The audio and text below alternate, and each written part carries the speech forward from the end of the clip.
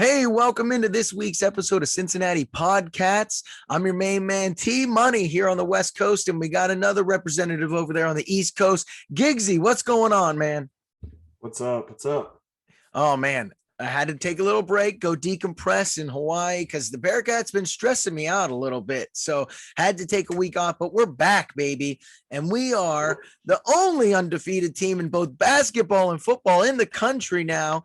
And that is some exciting stuff. We're going to talk a lot about the college football rankings, a preview of this big game versus SMU, a Heisman watch, and then we're going to dive into basketball now, baby. We're going to start talking about what we've seen these past few games, what we want to see throughout the rest of the season. We'll preview one of the biggest games on our schedule coming up, and then we'll talk about a little recruiting updates as well. So it's exciting podcast.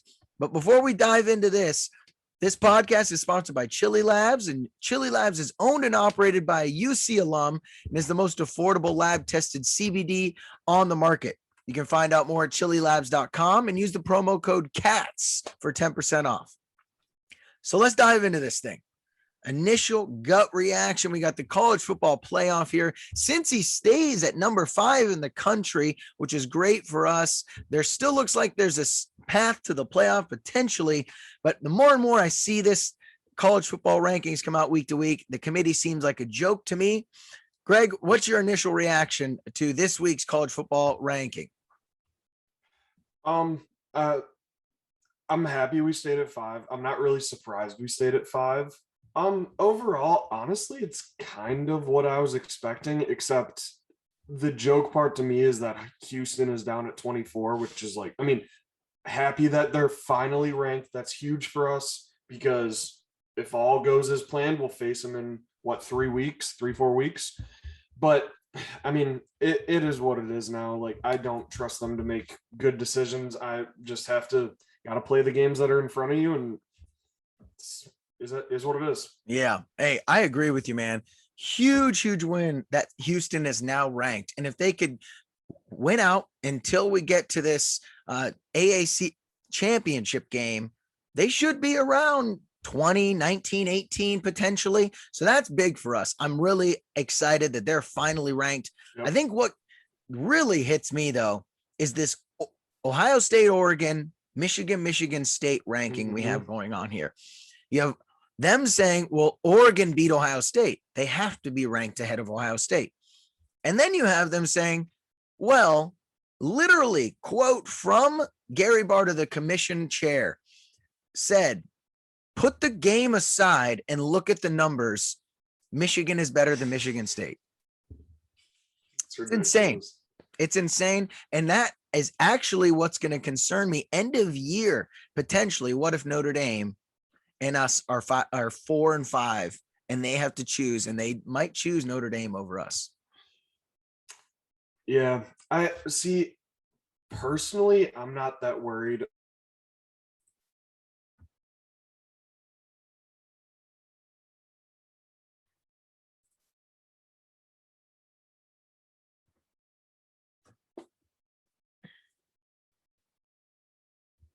You still there? Yeah, my internet just went out. Restart it personally, and I'll edit it. Okay. So, personally, I'm not really that surprised that that's the way that they handled it. I don't know. I honestly do think that Ohio State, I think everybody thinks this. And after watching that game against Purdue, I think everybody knows Ohio State is a much better team than Oregon. And especially, we've touched on this since Kerry Coombs got the defensive play calling taken away, and that's been in Ryan Day's hands. Their defenses look pretty great, but also that sparked their offense. I don't know if it's less time on the field as a defense and more the ball in the offense's hands more. It's inconsistent. They're just that's the problem. Inconsistent week to week. They're inconsistent. It's one time they defend that, yes, like Oregon should be. You just covered all of this, but it just doesn't make any sense at all to me. Yep. And that's what scares me moving forward when they have to pick us to potentially be the 4th team. So, but that aside, we do have some huge games this week that could impact Cincinnati making the playoff. We have Oklahoma Iowa State. Iowa State's a 4-point underdog, but if they beat Oklahoma, knocks out another team that could potentially make the playoff. We have Oregon, Utah. Utah is actually favored by 3. Mm-hmm. So keep fingers crossed. And even if Oregon wins this game, they will most likely play Utah again in the Pac-12 championship. So still a chance there. We have Wake Forest, Clemson. I know Wake Forest is only 10th right now, but a one-loss ACC champion might be tough to keep out of the playoffs. So Clemson's favored by 3, knock out Wake Forest. And then I'm going to say a big one here, and this might be the only time I'm ever going to say this, but this weekend I'm a Buckeye fan. Yep. We need Ohio State to beat Michigan State to guarantee that there will be no other one-loss Big Ten teams besides the Big Ten champion. And that is if OSU beats Michigan State, and then one-loss Michigan, one-loss Ohio State will play the next week, and that will knock out the rest of the teams from being qualified to potentially make the playoff, even if they're not the Big Ten champ. Yep. It pains me to say I've been a Buckeye fan for the past 5 weeks now. And I really, but it's just the path that I see. And I've been preaching this, that Ohio State just needs to win out, and that will take care. There's not going to be any weird sort of, we have 2 one-loss Big Ten teams. One's not the conference champ, but they were also. So I've been a big Ohio State fan, and I hate that I'm saying this. Yep. So we'll see. A lot of moving parts this weekend. We also had the Heisman watch. Desmond Ridder tied for 8th, really hasn't gone anywhere. He's just not having big enough games right now. And, he's not throwing for 5 touchdowns, 400 yards versus these teams like you feel like he should. So it looks like he's slowly slipping out, but who knows? He still has a few more games versus SMU, Houston, that could slip him into this. But right now, tied for 8th in the odds to win the Heisman. Yeah. And to touch on that, going back to the big slate of games this weekend, or at least the Oregon's this weekend. The big storyline that I'm really excited to see. I don't think we talked about this on the podcast two weeks ago. Might have just been texting back and forth about it, but Utah's running back Tavion Thomas was at UC 2 years ago. I think he spent 2 years here and kind of just had some issues, couldn't get his stuff together, but he was a 4-star coming out of Dayton, I think Dayton Dunbar High School. Second biggest recruit in the, just off the top of my head, I want to say it was the 2018 class.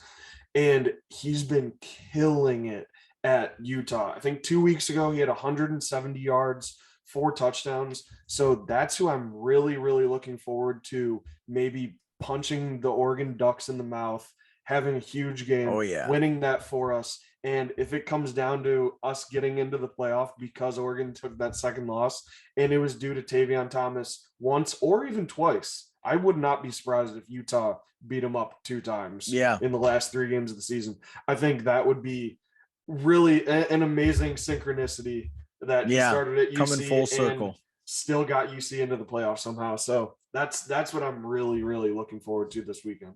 Yeah, that'll be awesome. A lot of huge games, a lot of Heisman people that are playing each other. CJ Stroud versus Kenneth Walker. So it's going to be interesting. I think Ritter's chances are all about out. He's throwing a pick just about every game, it seems like now. You actually have to go back to the UCF game over a month ago in October, 5 games straight now. He's throwing a pick in. So just not doing himself any favors right now. You know what's been kind of upsetting me though?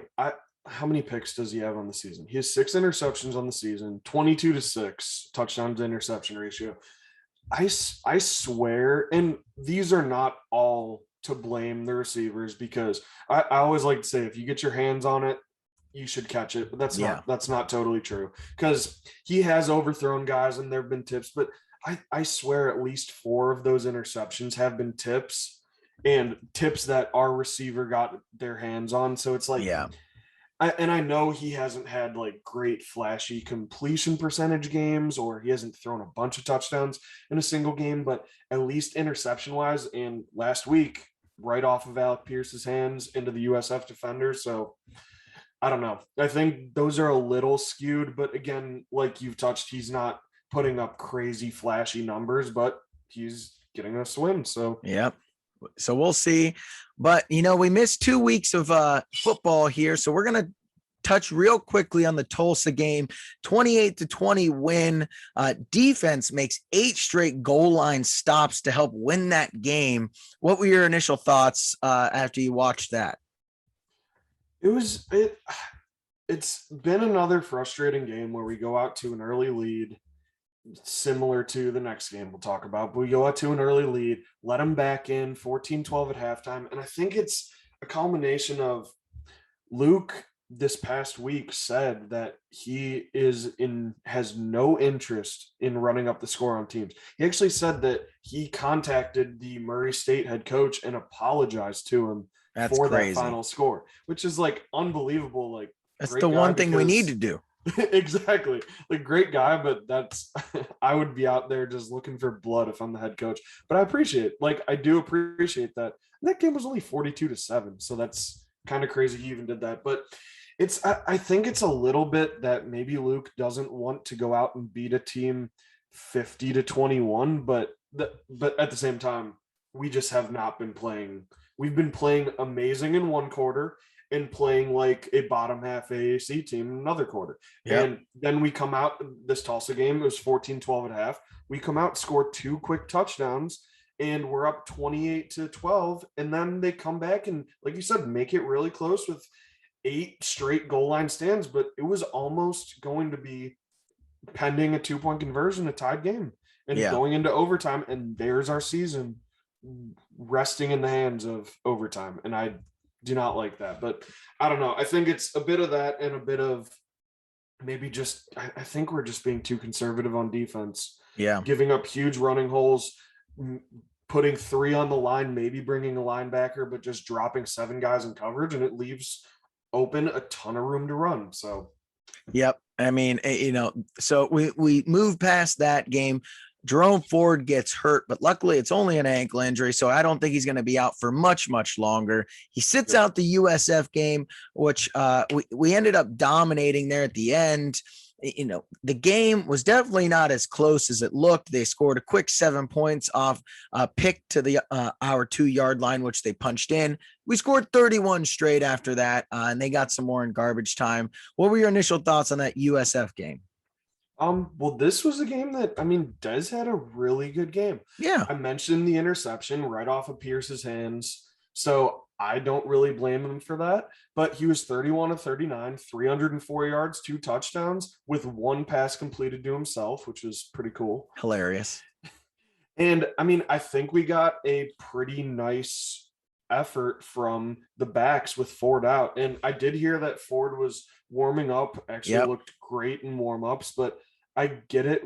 If he's at 90%, why are we going to throw him in against USF when we have Ryan Montgomery, Ethan Wright, Charles McClellan, Dez to run for 65 yards?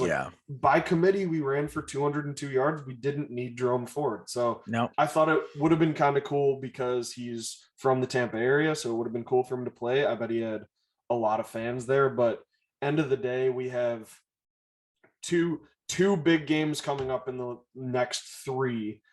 So I think it was smart to hold him out. And overall, good effort. We got another pick from Sauce.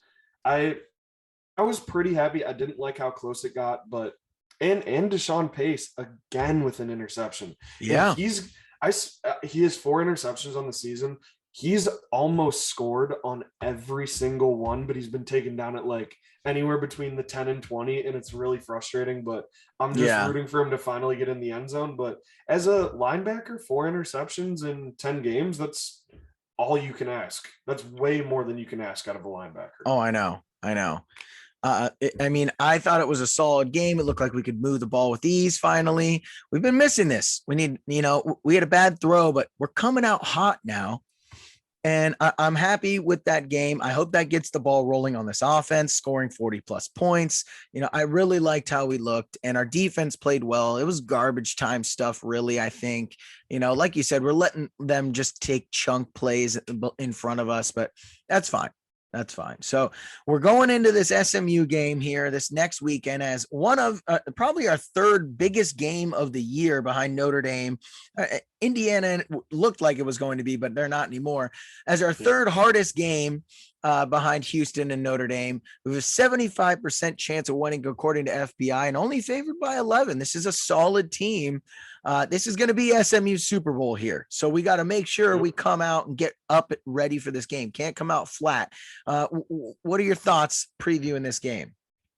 I mean, obviously we're facing a really, really good quarterback in Tanner Mordecai. He was a top 300 prospect out of high school, originally went to Oklahoma and transferred to SMU.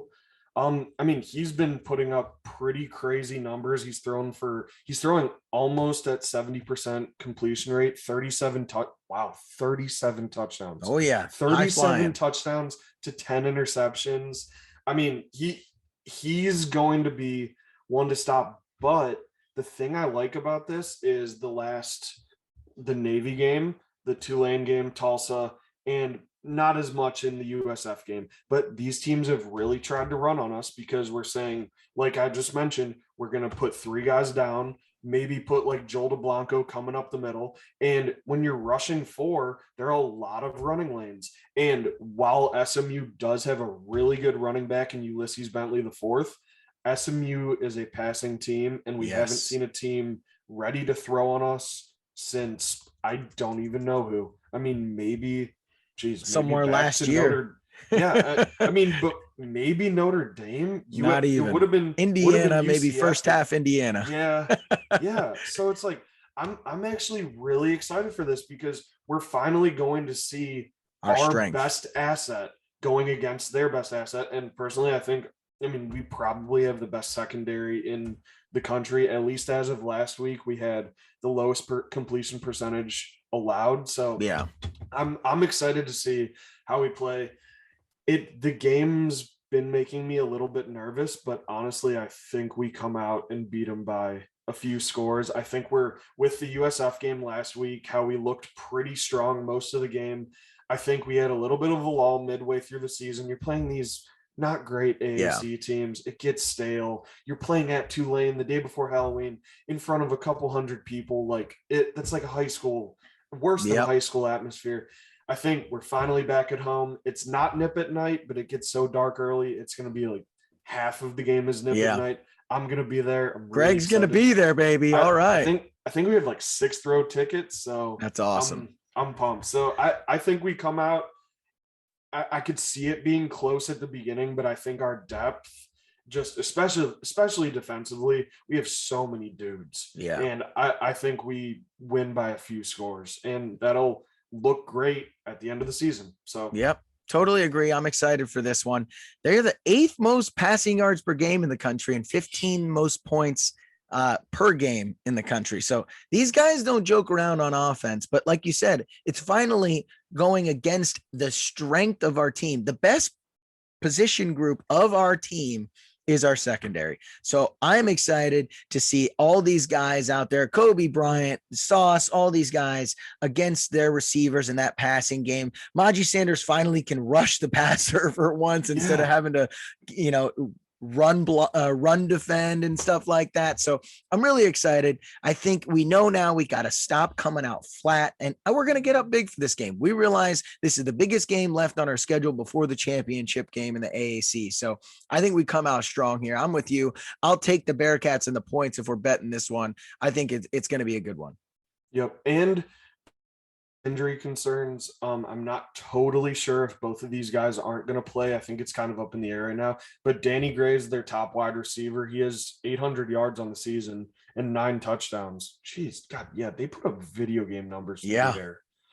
And Ulysses Bentley, the fourth, who I mentioned, he's actually second on the team in yards this year, but he's been hurt. But he averages over 7 yards a carry.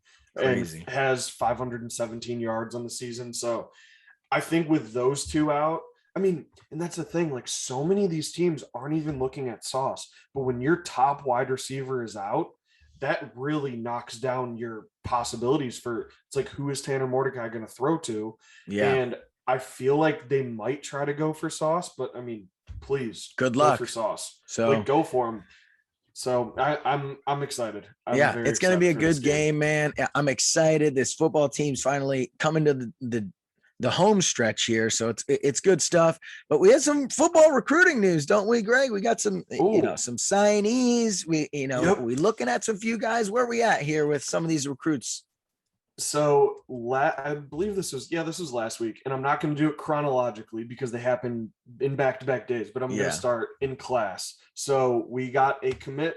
We were after him for a long time. Luther Richardson, 6'3" quarterback out of Nashville, actually coached by Trent Dilfer, and he's been putting up insane stats. I don't have the stats with me right now, but I want to say, well, I know this. He was throwing the ball at 80%.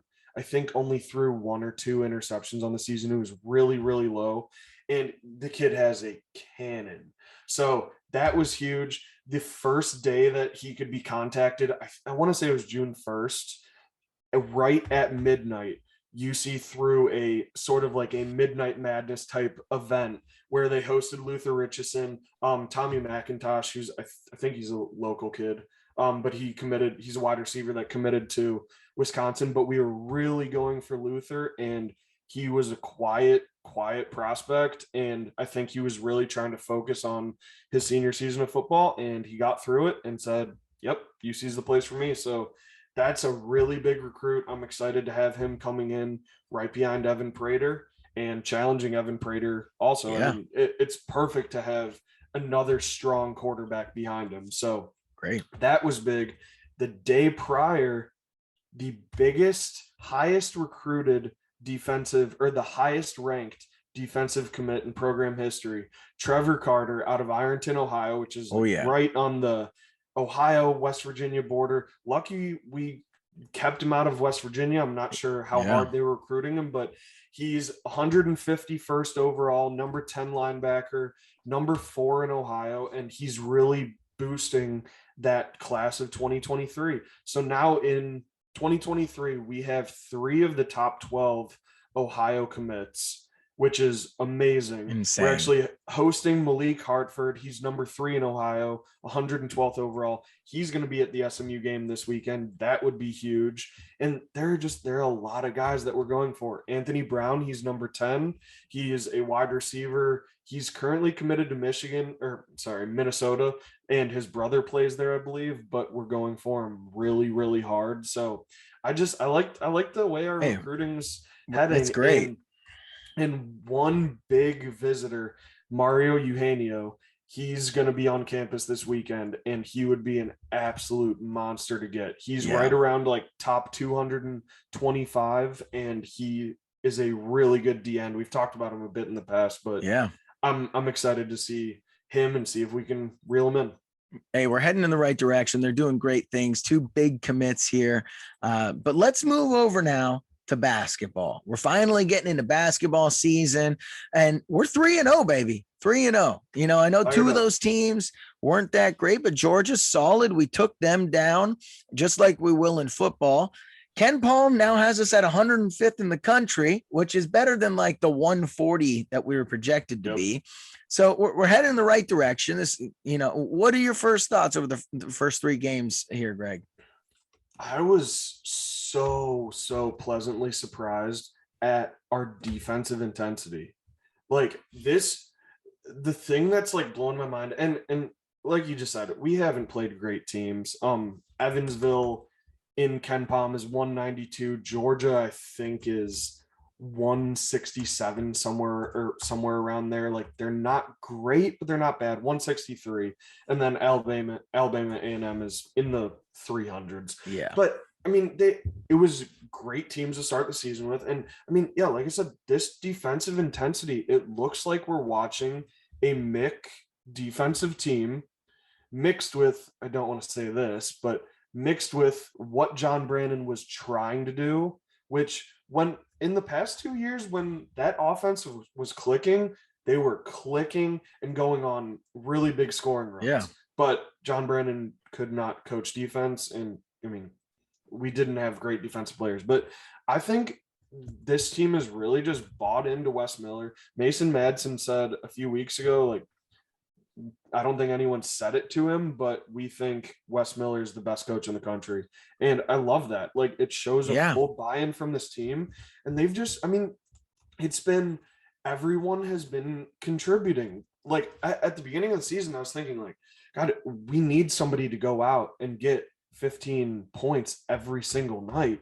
And I was looking at the roster and I'm like, I don't know who's going to do it. I feel like last year that was kind of Keith, but Keith in that role, I think he was forcing a lot, and I was just kind of worried about that. But we've been scoring by committee. Like Yep, David DeJulius exactly. is averaging 13, JD's at 11, but then we have Odie, Mike Saunders, and Victor Locken all around 8 points. Mike Adams Woods at 7.7. Like there have been all these guys have just been contributing, and it's been Yeah.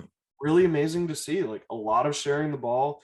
Victor Locken also, oh my God, that dude has been he's only played 2 games because he was nursing, I think it was an ankle in the Alabama A&M game, but he's been absolutely incredible, averaging a block and a half a game. Hayden Koval's actually averaging 1.7, but his touch around the rim, his ability to finish, he can step out and hit a jumper, and he's a freshman.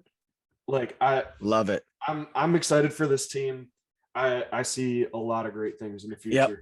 Love the defense intensity with an updated 21st century offense, which what we were missing with Mick Cronin here. Everyone's getting involved. Like you said, we're not relying on one person. So I really do love that. Excited for this. We got 2 games until our next episode next week. We have Presbyterian, which, not too worried about. But if we win that game, Wes Miller could be the first 4-0 start for a new Bearcats head coach since Tay Baker. Can you guess the year, Greg? Probably not. 1965. Okay. I was going to guess. Oh, so that was after the national championship. Yeah. So this could be the first new coach to start 4-0 in his first season since 1965. So that's what Wes is looking to do versus Presbyterian. But then we move on really to the big one. And this is probably the biggest game. We play Houston. Yeah. But Illinois next Monday, number 10 in the country right now. This will be a real test to see, are the Bearcats going to be maybe in line for a sneak in there March Madness spot? Will they make the tournament? How solid will we be as a team? They were 1 seed last year in the March Madness rankings. So what are your thoughts heading into this Illinois game, at least? I mean, they just went down to Marquette. Yeah. And Marquette is 88th in KenPom. I have not re-updated my KenPom subscription, so I can't go back to see what they were before. But, I mean, it shows they're beatable. I don't think Kofi Coburn, I thought his name was Cockburn for 3 years when we were recruiting him a bit, and I'm kind of that it's not. But yeah. I don't think he played because he was suspended. That's right. And that's a big loss because he is a massive, massive center and going to be a pretty high draft pick. But it shows they're beatable. And I think we are still significantly better than our KenPom rating, but I understand because KenPom's still taking last year into effect. KenPom's not really fresh until somewhere in January where it actually has your updated stats. But yeah, we're looking at Illinois has the number 1 adjusted defense in the country, which kind of scares me. And they're 21st in offense, good for 6th overall. But I'm just excited to see.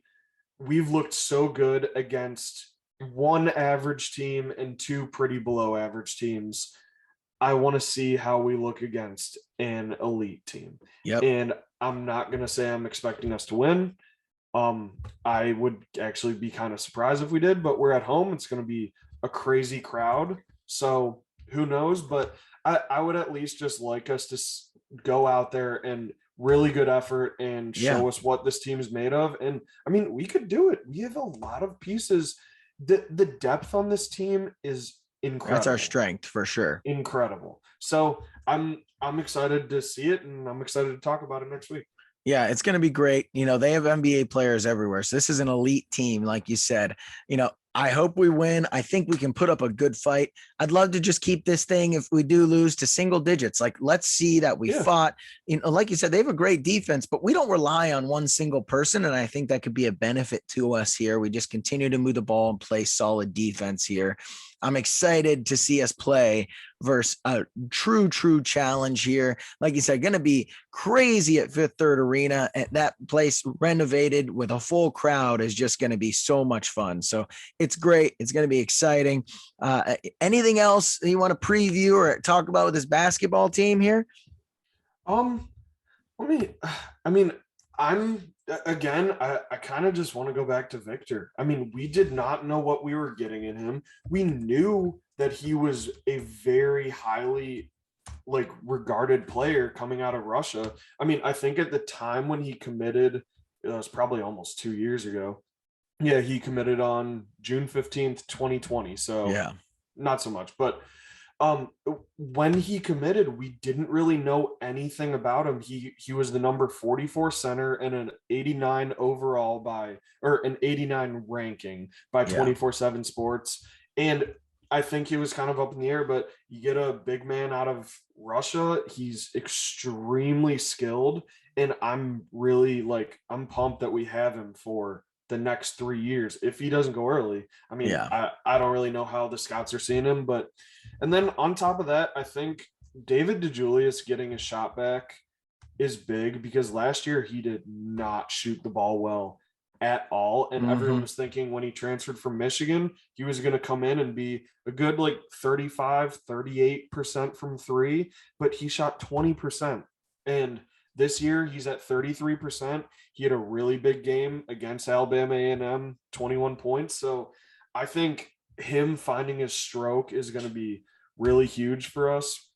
And overall, I mean, it's amazing to see the amount of chemistry this team has. I mean, we brought in Jarrett Hensley, AJ McGinnis, Hayden Koval, John Newman. I mean, those three all straight from UNCG. John Newman was transferring from Clemson to UNCG. So we're bringing in half of UNCG, Abdul Adu from Mississippi State, just pieces coming from everywhere. Odie Oguama. Gel this quick Wake is Forest. impressive.